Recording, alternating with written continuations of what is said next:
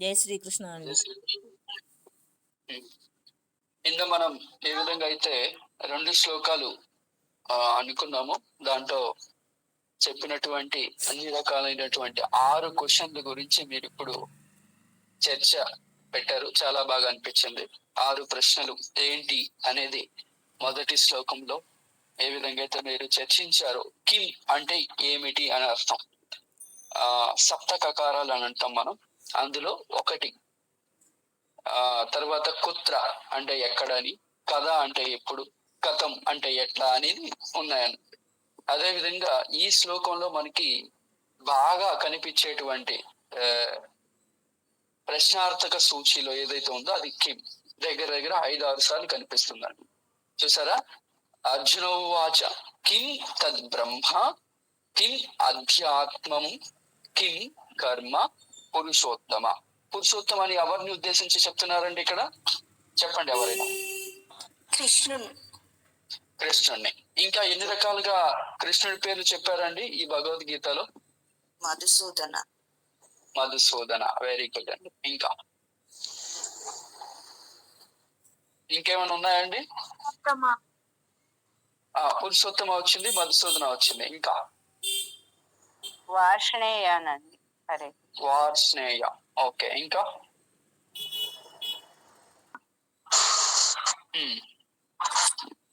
కిం తద్బ్రహ్మ కిమధ్యాత్మం కిం కర్మ పురుషోత్తమ అని ఇక్కడ మొదటిగా 3 క్వశ్చన్స్ అంటే రైజ్ చేశారు. బ్రహ్మ అంటే ఏమిటి, అధ్యాత్మం అంటే ఏమిటి, కర్మ అంటే ఏమిటి అని. తర్వాత రెండో లైన్ లో అధిభూతం చ కిం ప్రోక్తం అధిదైవం కిముచ్యతే. సో అది భూతం, అది దైవం. అండ్ తర్వాత శ్లోకంలో మనకి అది యజ్ఞ కథం కోత్ర దేహేస్మిన్ మధుసూదన. ఈ శ్లోకంలో ఇక్కడ మధుసూదన అని సంబోధించారు. తర్వాత లాస్ట్ లైన్ లో ఏం చెప్తున్నారు? సో ఈ విధంగా 6 క్వశ్చన్లు అడిగిన తర్వాత ఎవరైతే నియతంగా నన్ను అంటే ఉపాసించుతుంటారో వాళ్ళు సంయమ చిత్తులై బ్యాలెన్స్డ్ లైఫ్ జీవిస్తూ, ఎవరైతే అంత ప్రయాణ కాలేచ కథం జ్ఞేయోసి నియతాత్మభి, నిన్ను ఎవరు తెలుసుకోగలరు అని ఈ విధంగా 6 క్వశ్చన్లు అడిగేసి ఎవరు నీ గురించి తెలుసుకోగలరు అని చెప్పేసి అర్జునుడు ఇక్కడ ఈ 2 శ్లోకాల్లో ఎందుకు ఈ 6 క్వశ్చన్లు అడిగారు అంటే 7వ అధ్యాయంలో నిన్న చెప్పినట్లు 29వ శ్లోకంలోను 30వ శ్లోకంలో 7వ అధ్యాయం పేరేంటండి? ఎవరన్నా చెప్తారా? జ్ఞాన విజ్ఞాన యోగము అంటే ఏంటి? అక్కడ జ్ఞానము, విజ్ఞానము. జ్ఞానము సామాన్య జ్ఞానము, అదే విధంగా విజ్ఞానం అంటే విశిష్టమైనటువంటి జ్ఞానం. ఆ 2 జ్ఞానాలను తెలుసుకోవటం. అక్కడ ఏం చెప్పారు అంటే లాస్ట్ ఎవరైతే ఈ అన్ని చేస్తూ నన్ను ఉపాసిస్తుంటారో అటువంటి వాళ్ళు ఎటువంటి స్థితిలో కూడాను దుఃఖించరు, అంటే మంచిగా ఉంటారు అని అర్థం అక్కడ చెప్పబడింది. సో అక్కడ ఆయన చెప్పారు కృష్ణుడు గారు ఈ విధంగా చెయ్యాలి అని. అప్పుడు ఆటోమేటిక్ ఏముంటుంది మనకి, మనం కూడాను ఎవరైనా పూజా కార్యక్రమాలు చెయ్యాలి అని పూజారులు చెప్తే మనం అడుగుతాం కదండి, ఈ పూజ ఎలా చేయాలి, దీనికి ఎటువంటి క్రమాన్ని మనం అనుసరించాలని అడుగుతాం. అదే విధంగా ఇక్కడ అర్జునుడు అంటే ఇప్పుడు ఇవి మీరు చెప్పారు, వీటి యొక్క మీనింగ్ ఏంటి, ఇవి అసలు ఎలా ఉంటాయి అనేది అని అడిగారు అన్నారు. ఈ 8వ అధ్యాయం. ఈ 8వ అధ్యాయం పేరేంటండి? అక్షర బ్రహ్మ యోగము. సో బ్రహ్మ అక్షర, నేను ఫస్ట్ టైం చదివినప్పుడు ఈ అక్షర బ్రహ్మ ఎక్కడి నుంచి తీసుకొచ్చారు, ఈ యోగానికి అసలు ఈ పేరు ఎందుకు పెట్టారు అని ఆలోచించాను. తర్వాత నేను చదువుతున్న కొద్దీ నాకు అర్థమైంది. అక్షర అంటే నశించలేనటువంటిది. అందులో ఇక్కడ ఈ అధ్యాయం మొత్తంలో మేబీ బ్రహ్మ గురించి చెప్పబడుతుంది కాబట్టి అక్షర బ్రహ్మ అంటే వినాశనము లేనటువంటి బ్రహ్మ యొక్క గురించి ఈ అధ్యాయంలో మనం తెలుసుకోబోతున్నాం. సో అదే మనకి ఇంకా 3-4 శ్లోకాల్లో చెప్పబడుతూ ఉంటుంది. ఇట్ మీన్స్ 3 దగ్గర నుంచి అలా చెప్పుకుంటూ వెళ్తారు. ఒక్కొక్క శ్లోకంలో ఏం చెప్పబడింది, ఎలా ఉంది అనేది మనం చూసుకుంటూ వెళ్దాం. సో మీ అందరికీ ప్రథమ శ్లోకము, రెండో శ్లోకము గురించి అర్థమైందని నేను అనుకుంటున్నాను. ఎవరు చెప్పబడింది అనేది అర్థమైంది కదా. అది యజ్ఞ అంటే ఏంటి? ఇక్కడ కృష్ణుని మధుసూదన అనే పేరుతో పిలుస్తున్నారు. దేహేస్మిన్, దేహేస్మిన్ అంటే దేహం అంటే ఏంటి? మన శరీరం. ఈ శరీరంలో అది యజ్ఞ కహ, అది యజ్ఞ అంటే ఎవరండి? అధిష్టాతై ఎవరైతే ఉంటారో అటువంటి వాళ్ళు ఎవరు, అండ్ వాళ్ళు ఎక్కడ ఉంటారు, వాళ్ళు ఎలా ఉంటారు?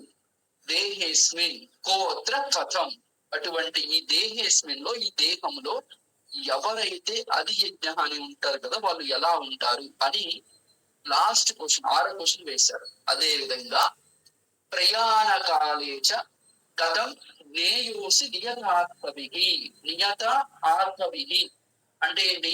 సంయత చిత్తుల చేత ఏ విధంగా అయితే మరణ కాలంలో ఇటువంటి వాళ్ళు మీరు మిమ్మల్ని ఏ విధంగా మేము తెలుసుకోగలము? ప్రయాణ కాలేచ కథం జ్ఞేయోసి నియతాత్మవిహి, ఎవరైతే మిమ్మల్ని అనుదినం ప్రతిదినం స్మరిస్తూ సంస్మరణ చేస్తూ పూజిస్తూ ఉంటారు, అటువంటి వాళ్ళు మిమ్మల్ని తెలుసుకోవటం ఎలా అని చెప్పబడింది. అంటాం కదా మనం, ఎవరైతే చనిపోయే ముందు ఏదైతే ఆలోచిస్తారో అదే వచ్చే జన్మ, ఒకవేళ అలా జన్మ ఉందంటే అంటే ఏంటి? మనం ఒక పని చేస్తూ చేస్తూ అసంపూర్తిగా మనం వెళ్ళిపోయామంటే ఆ పని మళ్ళీ పూర్తి చేయడానికి మళ్ళీ వస్తామనేది ఒక కాన్సెప్ట్ ఉందన్నమాట.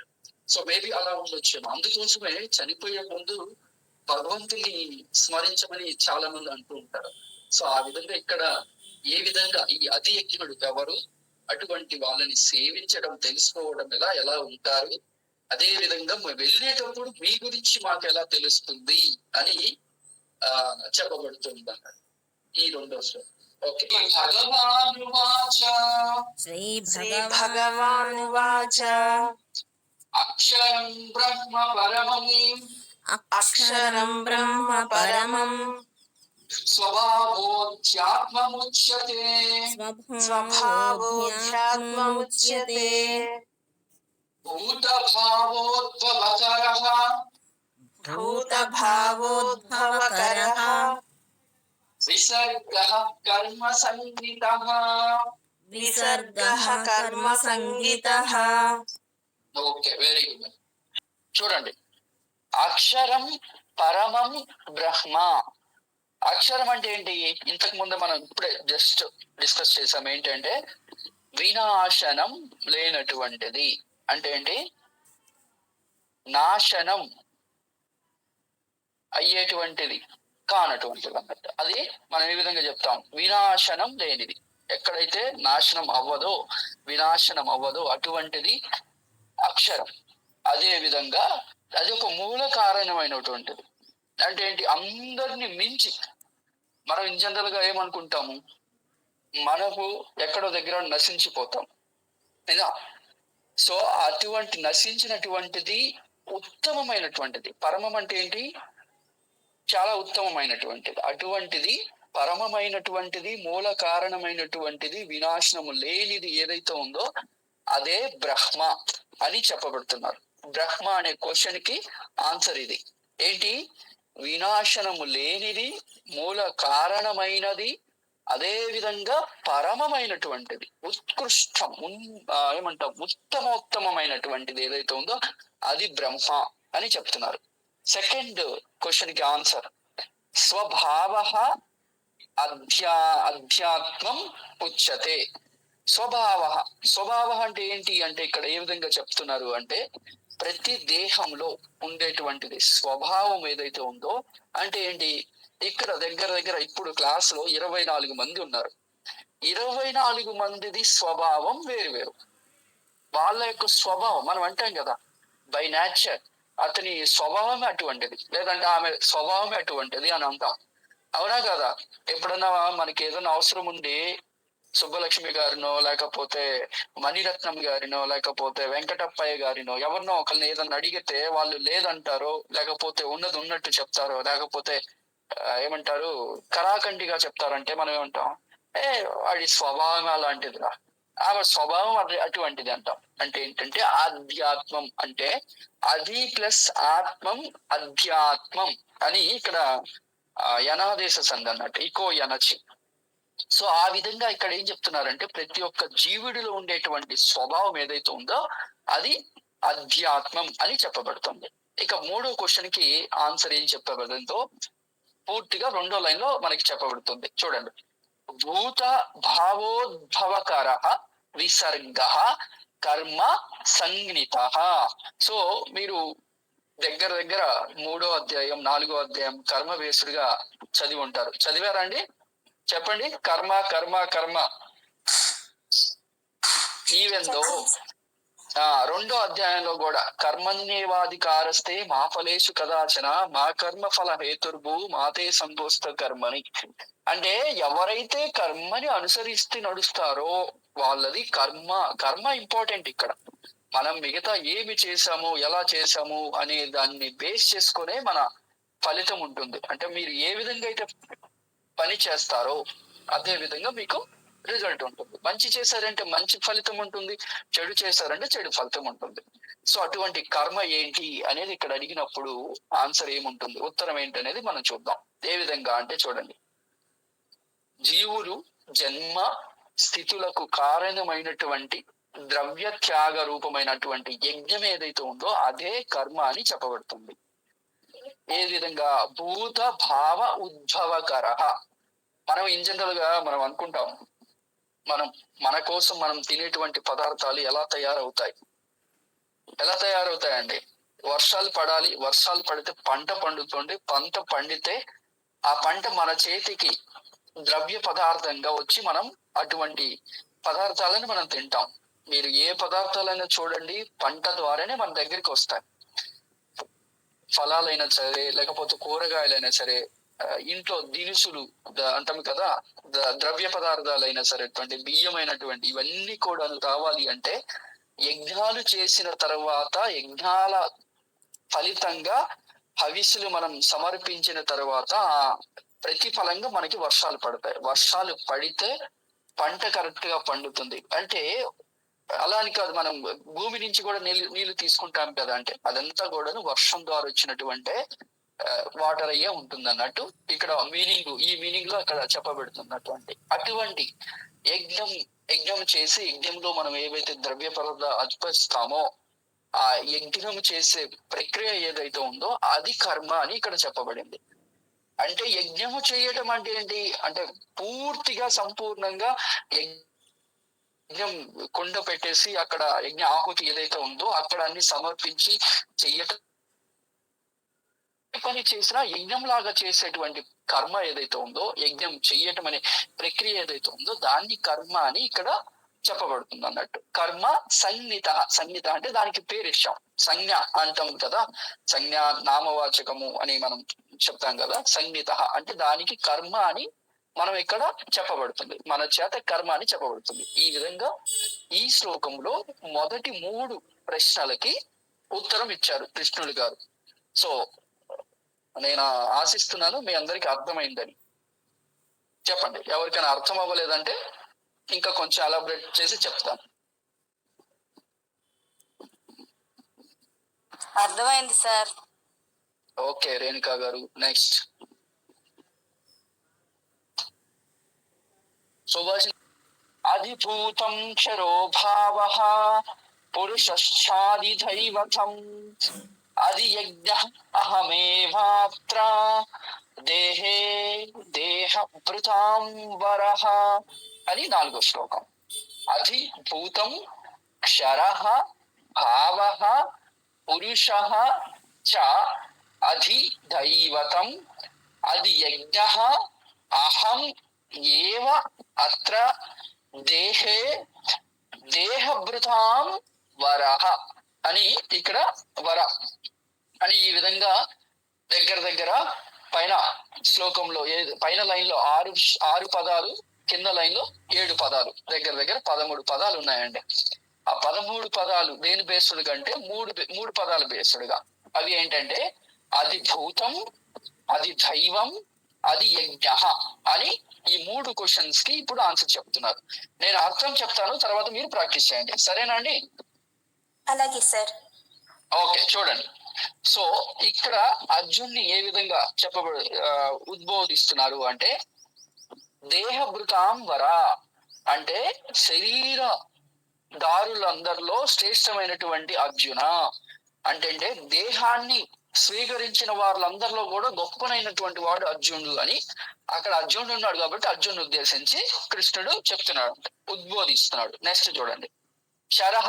శరహ అంటే ఏంటి? ఇంతకు ముందు మనం చెప్పుకున్నాం, అక్షర అంటే వినాశనం లేనటువంటిది. అప్పుడు క్షర అంటే ఏంటి? ఏమని అర్థం వస్తుంది? నశించేటటువంటిది అని అర్థం.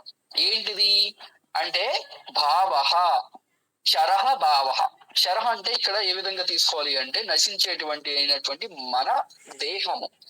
భావ అంటే పదార్థము, అంటే ఇదేంటి, ఇది ఒక పదార్థము అనే పాయింట్ ఆఫ్ వ్యూలో ఏదైతే ఉందో అది అధిభూతం అంటే ప్రతి జీవుణ్ణి అనుసరించి ఉండేదని చెప్పబడుతుంది. అంటే ఏంటి అంటే అధిభూతం అంటే భూతం.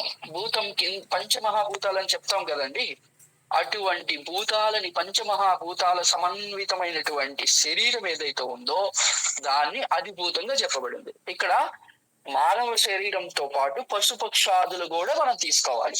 ఓకే, అధిభూతం అంటే ఏంటి? మన శరీరం, మనల్ని మానవుల్ని ప్రాణుల్ని బేస్ చేసుకొని చెప్పబడేటువంటిది అధిభూతం. నెక్స్ట్ ఏం చెప్పబడింది? పురుషశ్చ అధిదైవతం. పురుష హిరణ్య గర్భుడైనటువంటి, అధిదైవతం అధిష్టాతైన దేవత చ మరియు. సో ఏ విధంగా అయితే పురుష హిరణ్య గర్భుడైనటువంటి వాళ్ళు, అదే విధంగా అధిష్టాతమైనటువంటి దేవతలు. అధిదైవతం అంటే దేవతల గురించి చెప్తున్నారు ఇక్కడ అంతా కూడాను. అధిదైవతం అనేది దేవతల గురించి, అధిభూతం అనేది మానవుల గురించి. నెక్స్ట్ ఇకపోతే అధి యజ్ఞ అని వాళ్ళ గురించి చెప్తున్నారు. అధి యజ్ఞ అని ఇందనక మనం అనుకున్నాం కదా, అధి యజ్ఞుడు ఎవరు? అధి యజ్ఞ కథం కోత్ర దేహేస్మిన్ మధుసూదన అని ఒక క్వశ్చన్ వచ్చింది. ఏ విధంగా ఓ మధుసూదన, ఇటువంటి దేహములో అధి యజ్ఞ ఎవరు, అటువంటి వాళ్ళు ఎలా ఉంటారు అనేది సెకండ్ శ్లోకంలో మొదటి లైన్ లో క్వశ్చన్ అన్నట్టు. సో దానికి ఇక్కడ మీనింగ్ ఏం చెప్తున్నారు అనేది చూడండి. అధి యజ్ఞ అహమేవాత్ర దేహే దేహభృతాం వరహ అని చెప్పబడింది. అధి యజ్ఞ అహం ఏవ అత్ర దేహే, ఈ దేహములో అహమేవ అధి యజ్ఞ, నేనే అధి యజ్ఞుణ్ణి అంటే మీ అందరినీ నడిపించేటువంటి వాడిని నేనే అని ఎవరు చెప్తున్నారు? ఇది కృష్ణుడు చెప్తున్నారు. కృష్ణుడు ఎవరి రూపం అంటే విష్ణు రూపం. ఇక్కడ విష్ణువు నడిపించేటువంటి వ్యక్తి ఎవరైతే ఉన్నారో, మనం అంటాం కదా స్థితికారుడు, మన స్థితిని నడిపించేటువంటి వ్యక్తి. సృష్టికారుడు, స్థితికారుడు, లయకారుడు. సృష్టి ఎవరు? బ్రహ్మ చేస్తారు. సృష్టికారుడు బ్రహ్మ. స్థితికారుడు ఏంటి అంటే వర్తమానాన్ని, అంటే మనం పుట్టిన దగ్గర నుంచి తీసుకెళ్లేంత వరకు పుట్టించేది బ్రహ్మ అయితే, తీసుకెళ్లేది శివుడు అయితే, మధ్యలో ఉండేటువంటి కాలాన్ని నడిపించేటువంటి వ్యక్తి ఎవరైతే ఉన్నారో ఆయన విష్ణుమూర్తి. విష్ణుమూర్తి స్వరూపమే ఒక అవతారమే కృష్ణుడు. సో ఇక్కడ కృష్ణుడు ఏం చెప్తున్నాడు అంటే, అధి యజ్ఞం, నీ దేహంలో ఉండేటువంటి వాడిని ఎవరైతే ఉన్నారో అది నేనే. అహం ఏవ అత్ర దేహే అధి యజ్ఞ, అధి యజ్ఞ అంటే నేను అని ఇక్కడ ఈ విధంగా చెప్పబడుతుంది. అంటే ఏంటి అంటే చూడండి ఒక్కసారి మీనింగ్ నేను పూర్తిగా చదివి వినిపిస్తాను, తర్వాత మీరు మళ్ళీ చూడవచ్చు. సర్వశ్రేష్ఠుడైన అర్జున అంటే దేహములు ప్రాప్తించినటువంటి శరీరాలు స్వీకరించిన వాళ్ళల్లో గొప్పనైనటువంటి అర్జున, శరీరాది వినాశశీల పదార్థాలే అధి భూతం అంటే శరీరం అయినటువంటి వినాశం ఏదైతే పొందుతున్నాయో అన్ని నశిస్తాయి. మన ప్రాణులన్నీ నశిస్తాయి. ఏదైతే జీవ ప్రాణులు కానీ మనం కానీ మానవ ప్రాణులు కానీ మనం ఎప్పుడు ఏదో ఒక రోజు పోవటం అనేది, నశించడం అనేది సామాన్యం. అది అధిభూతం అని చెప్తున్నారు. నెక్స్ట్ పురుషుడు అంటే నిజాంశ సర్వ సంభూతులైనటువంటి సర్వ దేవతలకు అధిపతి, సూర్యమండల మధ్యవర్తి అయిన వైరాజ పురుషుడు హిరణ్య గర్భుడు ఎవరైతే ఉన్నారో ఆయన అధిదైవతం అని, సమస్త దేవతల యొక్క అధిష్టాత ఎవరైతే ఉన్నారో వాళ్ళు అధిదేవతం అని చెప్తున్నారు. ఆ తర్వాత ఈ శరీరంలో అంతర్యామి రూపంలో ప్రకాశిస్తున్న నేనే అధి యజ్ఞాన్ని అంటే విష్ణువు అనబడే యజ్ఞాధిష్టాన దేవతను, యజ్ఞ ప్రవర్తకుని, యజ్ఞ ఫలదాతను అది నేనే అని ఇక్కడ చెప్తున్నారు అన్నట్టు. ఈ శ్లోకానికి కనెక్టివిటీగా మనకి అక్కడ 9వ అధ్యాయంలో 24వ శ్లోకంలో కూడా ఈ మీనింగ్ చెప్పబడిందని ఇక్కడ ఒక పుస్తకంలో నా దగ్గర నేను చదువుతున్నటువంటి పుస్తకంలో చెప్పబడింది. ఈ విధంగా 4వ శ్లోకం యొక్క అర్థం. సో అందరినీ అనుకుంటాను మీ అందరికి అర్థమైందని. చెప్పండి. వసుంధర గారు ఉన్నారండి? అర్థమైందండి. Very good. శ్రీకృష్ణ